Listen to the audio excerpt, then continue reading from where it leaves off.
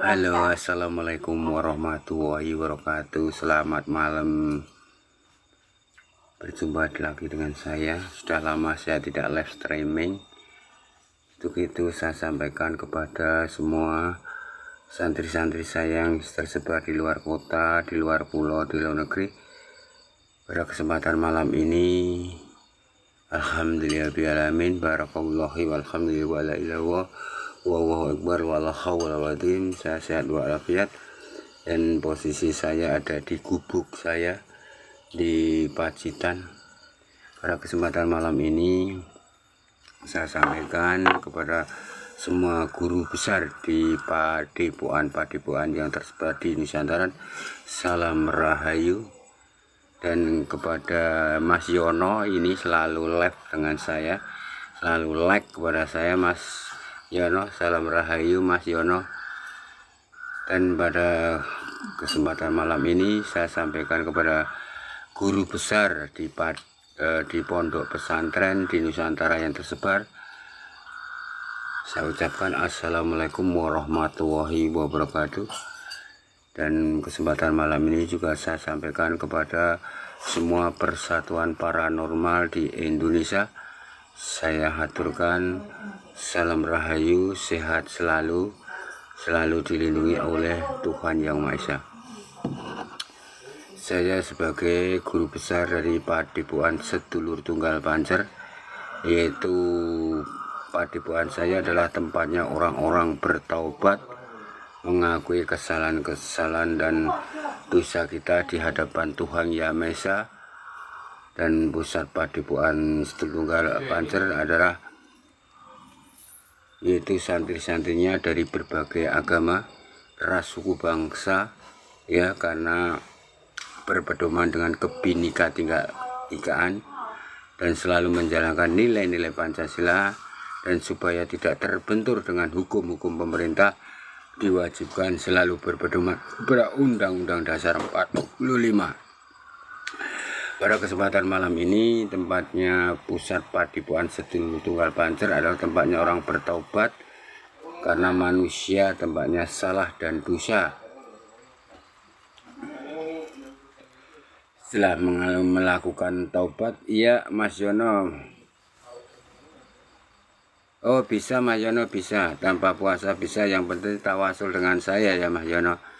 Tawasulnya begini, untuk kodam malaikat ya Mas Yono, saya haturkan, yaitu paweling saya kepada Mas Yono. Untuk kodam malaikat itu tawasul dulu kepada saya, baca surah Al-Fatihah 7 kali ya, pahalanya ditujukan kepada saya. Kemudian baca surat Fatihah, pahalanya ditujukan kepada kakang kawa adik-adik Kiai Ameng Yameng Sing Ameng Jiworogo Mas Yono. Dan kemudian baru tawasul kepada junjungan kita Rasulullah Muhammad SAW, kepada wali Rijal Gue penunggu alam kegoiban, dan tawasul kepada Syekh Abdul Qadir Jani, baru tawasul kepada malaikat-malaikat itu. Dan Mas Yono, setiap malaikat itu ada tugasnya masing-masing dari Tuhan Yang Maha Esa atau Allah Subhanahu wa Ta'ala. Dan yang Anda ketahui, ada 10 malaikat ya yang tercatat, tapi sesungguhnya malaikat itu ribuan, tidak bisa dihitung tangan ini.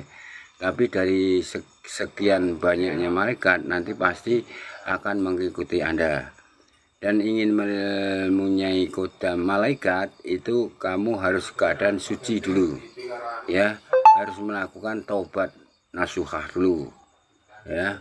Kemudian sholat hajat ya, sholat hajat lakukan bila perlu di waktu mustajabah Mas Yono. Pada waktu jam 12 malam Anda mandi keramas dulu Mas Yono. Nah, mandi keramas, sholat berpakaian rapi, pakai harum-haruman sesuai kesenangan aroma minyakmu. Boleh pakai minyak misik atau ambar atau kasturi ya. Oh boleh bakar dupa ya, bakar dupa boleh, karena dupa kemenyan itu bukan maksudnya memanggil jin setan ya, jangan salah, karena banyak sekali virus bakteri. Jika kita tawasuli sesuatu diri kita, maka aura dari atau bau aroma dari menyan dupa itu adalah untuk membunuh sel-sel kanker atau sel-sel virus tersebut. Bukannya maknanya kita itu memanggil jin setan ya. Kemudian untuk Mas Yono tadi saya lanjutkan pertanyaannya. Jadi pakai berpakaian rapi dulu ya. Setelah mandi keramas, sholat taubat, sholat hajat 2 rakaat. Waktu mustajabah yaitu jam 12:30 setelah menjalankan mandi keramasnya kan jam 12 malam.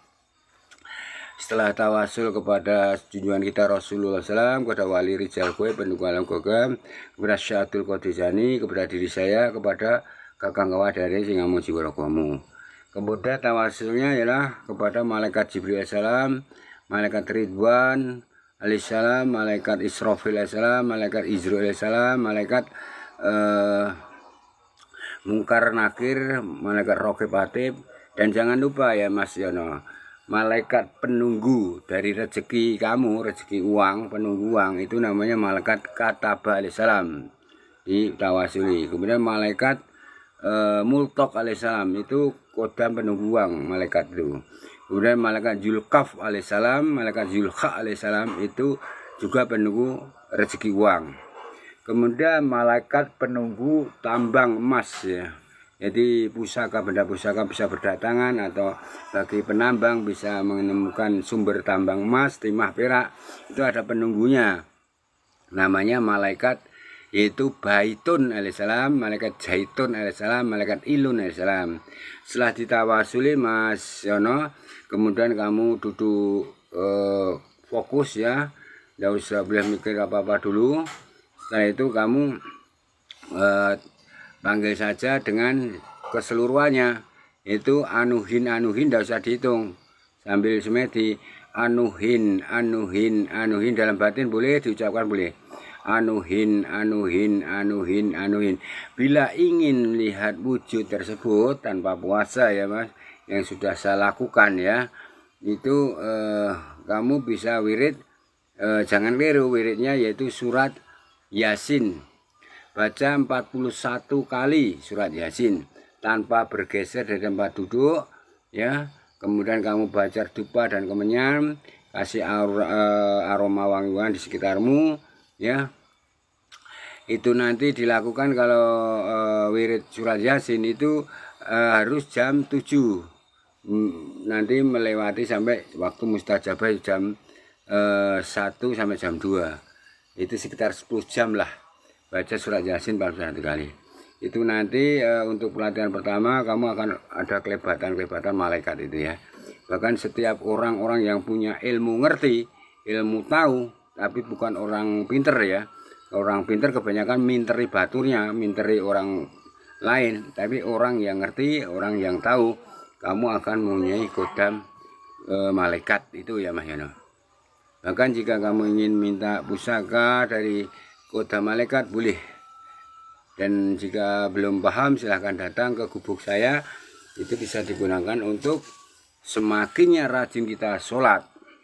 Karena pusat padepokan Surat Pancer itu saya wajibkan untuk sholat, kemudian baca tadarus Al-Quran, kemudian puasa Ramadan, kemudian ibadah haji bagi yang mampu, begitu ya. Itu Mas Yono. Dan untuk Mas Pawi tadi, untuk membakar kemenyan, bakar dupa itu bukan maknanya memanggil jin setan ya. Itu tergantung orang yang memprediksikan.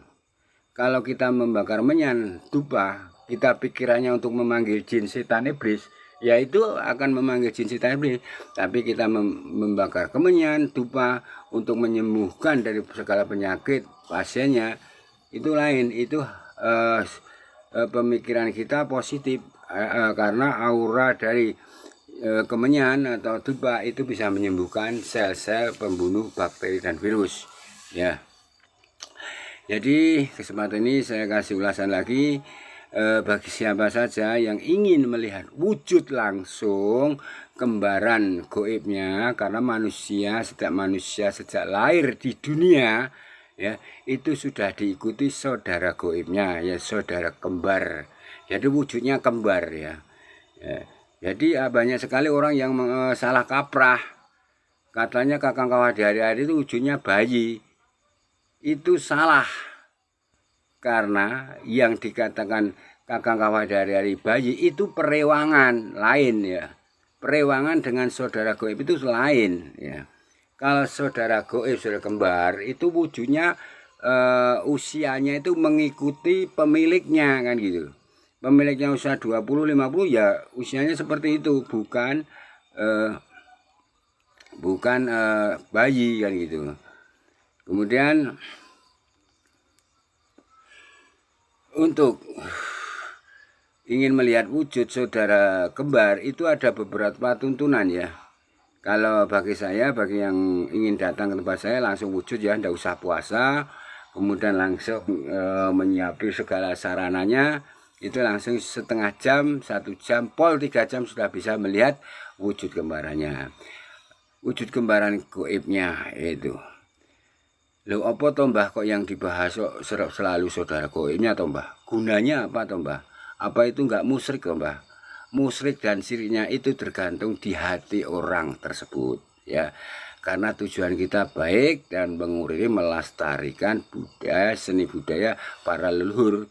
Kamu sebelum ada di dunia ini, nenek moyangmu itu bisa mengusir para penjajah karena berdasarkan ilmu-ilmu kesaktiannya, yaitu bersumber dari saudara kembarnya, saudara Palimo Pancer kan gitu. Untuk itu saudara kembar Palimo Pancer itu ada beberapa tuturunannya. Satu yang sudah saya alami, saya lakukan ya, saya lakukan. Tapi akhirnya kepada setiap calon santri saya tidak usah puasa, tidak apa-apa. Setelah bisa melihat wujud, puasa juga tidak apa-apa. Saudara kembar Palimo Pancer itu biasa ingin menemui wujudnya harus medar sukmo, ngrogo sukmo. Jadi sukmanya keluar dari raga, kemudian masuk ke alam goib. Beberapa tingkatan-tingkatan alam goib, banyak sekali nggak terhitung alam goib itu ya. Tapi awalnya biasanya ketemunya di alam kekosongan. Seperti yang saya lakukan dulu. Rogo sukmo, alam kekosongan itu sendiri di situ kamu, masuk di situ. Lingak-lingu udah ada teman.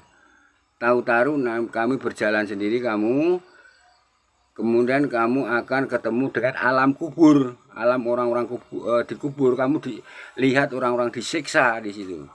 Jadi bagi orang yang punya ilmu rogo sukmo, pasti watak jiwa sifatnya tidak sombong.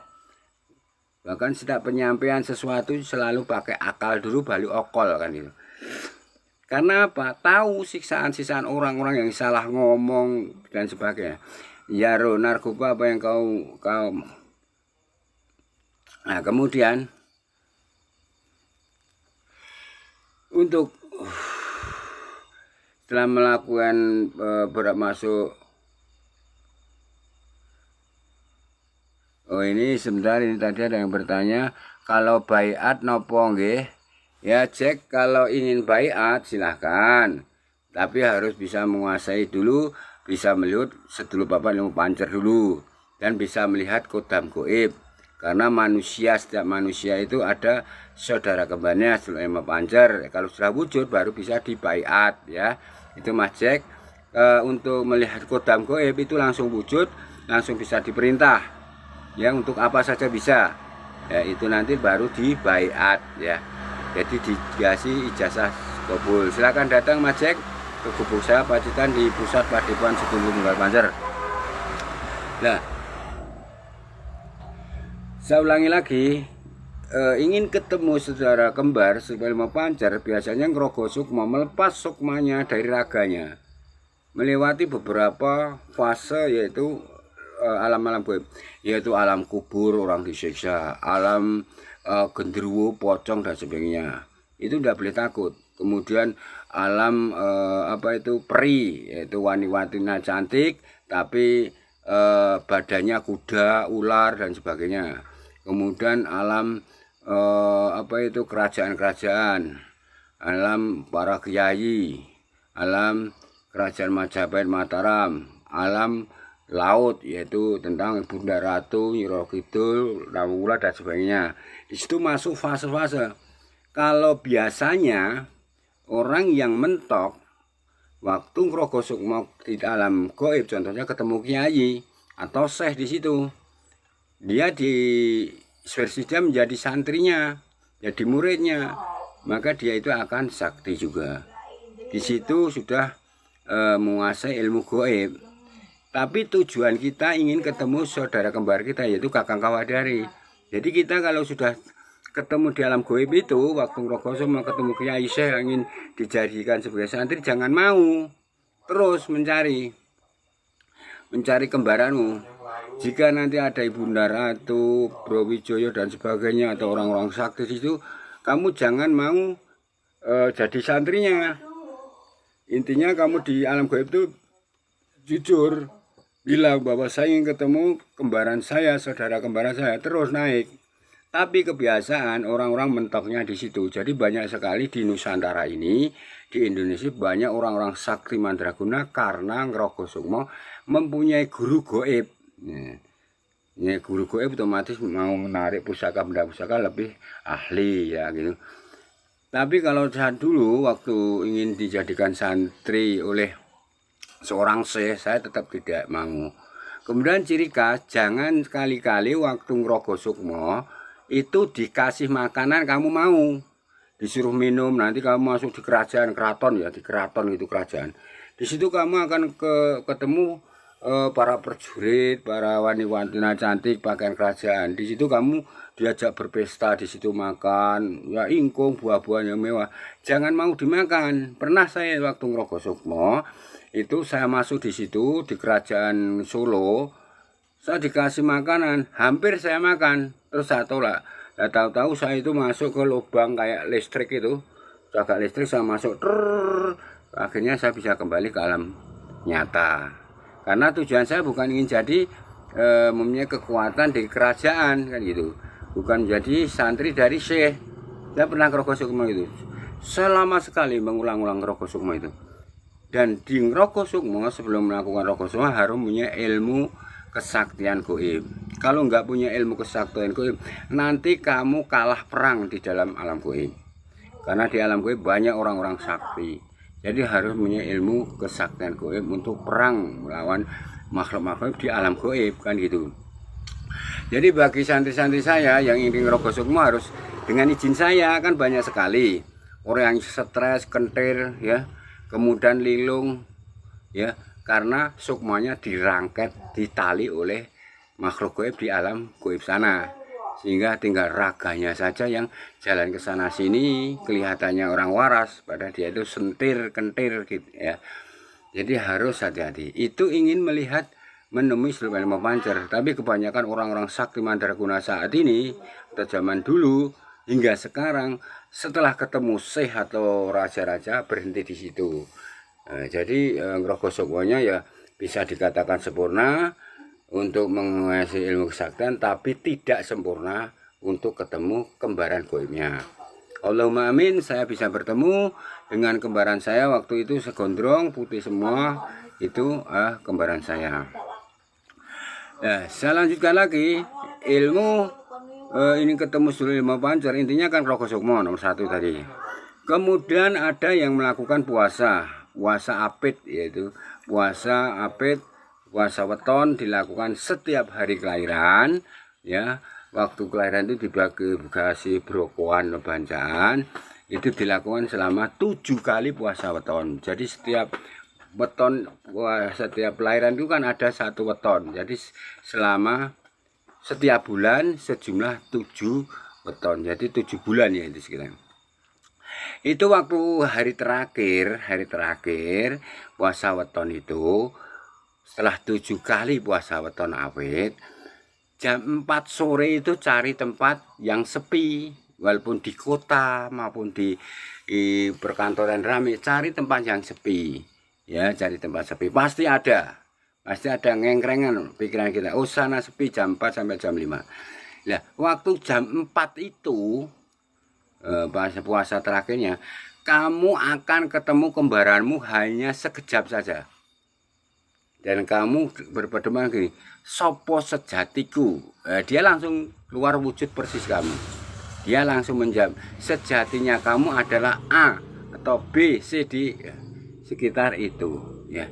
Jadi kalau di alam sana, di alam saudara sebelum Pancar lama, tapi kalau di alam dunia ini hanya sekejap, langsung bisa melihat. Itu dilakukan di tempat yang sepi ya, di masjid, di gereja, di wihara, atau di kamar kosong sepi. Itu hari puasa terakhirnya dari puasa Beton. Kemudian ada yang ingin mengetahui saudara kembarnya, itu dilakukan di tritisan rumah, yaitu di pinggir rumah. Itu kan biasa kalau hujan ketetesan air, itu ada air menetes di tritisan di sekitar rumah situ. Itu melakukan puasa apit sejumlah 7 puasa weton.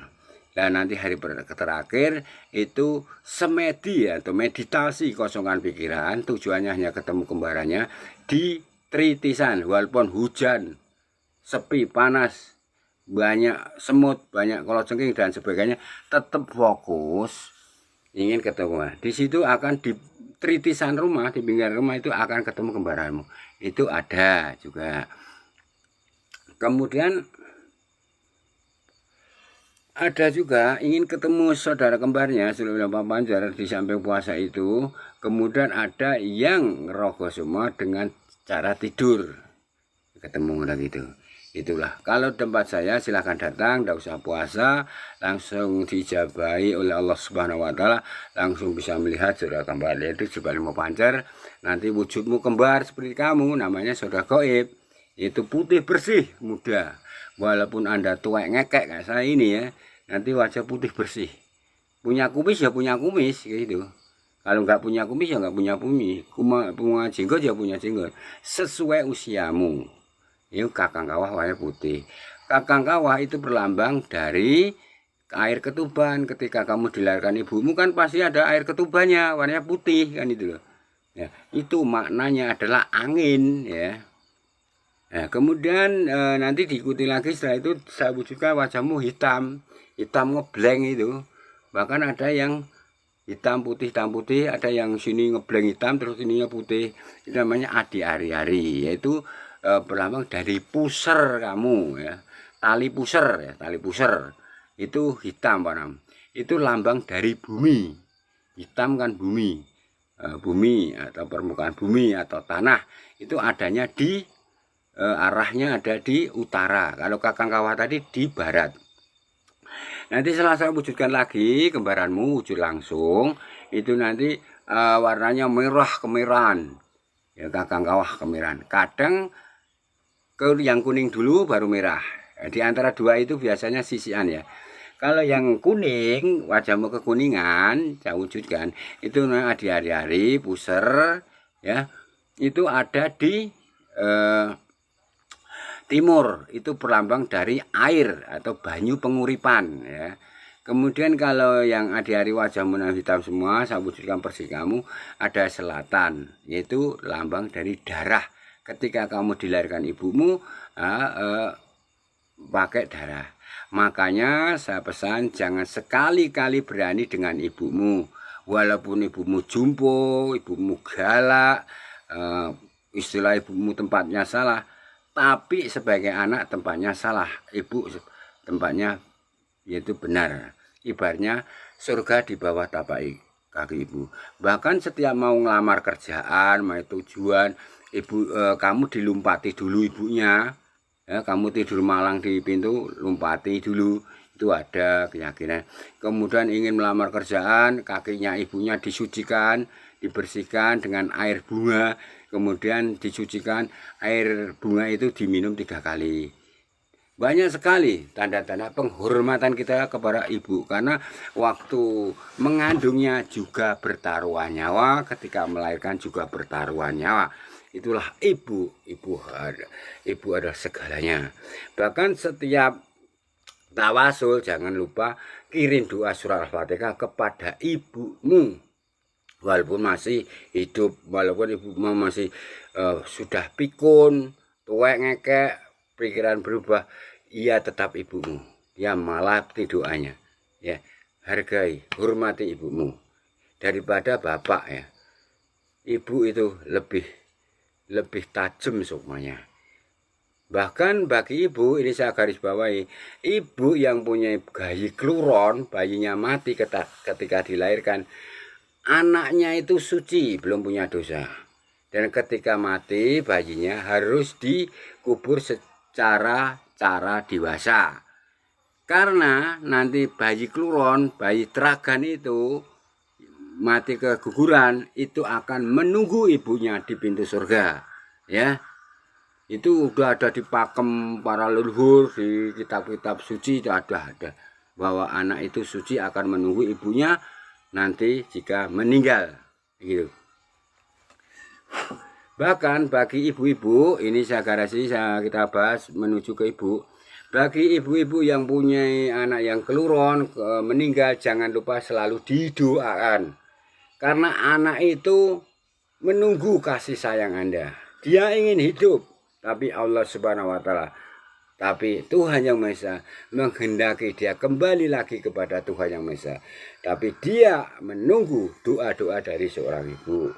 Bahkan ibu yang dinyatakan dokter spesialis sudah hamil 1 bulan atau 2 bulan masih berwujud gumpalan darah, yaitu zat campuran dari sel sperma dengan sel telur, umpamanya keguguran tidak sengaja waktu di toilet atau waktu pipis atau kencing atau berak, keluar darah gumpalan itu, tapi sudah dinyatakan oleh dokter positif hamil, langsung diambil, jangan disentor, jangan dibuang ke lubang toilet atau dibuang ke sampah, dosa itu. Tapi bagi yang tidak tahu nggak apa-apa, kalau mulai sekarang tahu ini jangan dilakukan. Diambil darah itu kentalan itu, langsung dicari kain putih, kemudian dikuburkan, didoakan seperti halnya jenazah dewasa, ya. Kemudian bagi ibu-ibu atau bapak-bapak, ini sudah ada pakemnya, ya. Hamil 1 bulan 3 bulan kan berwujud gumpalan darah. Ternyata keguguran, tidak diminta tapi keguguran, tidak sengaja. Itu jenis kelaminnya ndak usah bingung, itu langsung dinyatakan jangan perempuan. Laki-laki ya, itu sudah pakem. Jangan sekali-kali memberi nama dengan perempuan. Itu laki-laki walaupun berwujud gumpalan, ya. Itu bayi teragan. Bahkan itu kalau sering kasih doa, itu otomatis ibu yang selalu sakit-sakitan, terpuruk ekonominya, dia tahu, ya. Dia tahu. Kemudian bagi ibu-ibu yang sudah terlanjur menggugurkan, aborsi, tolong tobat, ya, karena Anda telah membunuh, ya, membunuh makhluk Allah, ciptaan Allah yang tidak punya dosa. Langsung tobat, karena bayi kluron ini sesungguhnya masih ada di sekitar ibunya yang melahirkan atau ibu yang aborsi. Jangan sekali-kali melakukan aborsi, membunuh janin bayi yang harus lahir ke dunia. Saya jamin 1000%. Ibu-ibu atau suami atau wanita atau laki-laki yang selingkuh sampai hamil sampai menggugurkan, pasti hidupnya langsung dilaknat, kena karma Allah Subhanahu wa Ta'ala di dunia ini. Hidupnya sengsara, selalu kena siku apa sial, pasti itu. Tidak mungkin, kecuali setelah mendengarnya bertobatlah, bertobat, jangan diulang lagi, ya, berbuat menuju ke jalan kebajikan, kebaikan.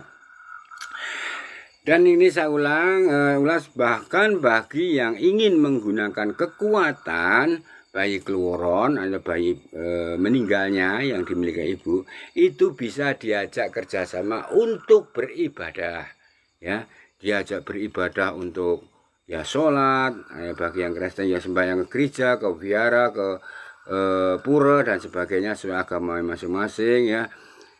Dia itu akan memperlancar rezeki kamu, memperlancar kesembuhan kamu.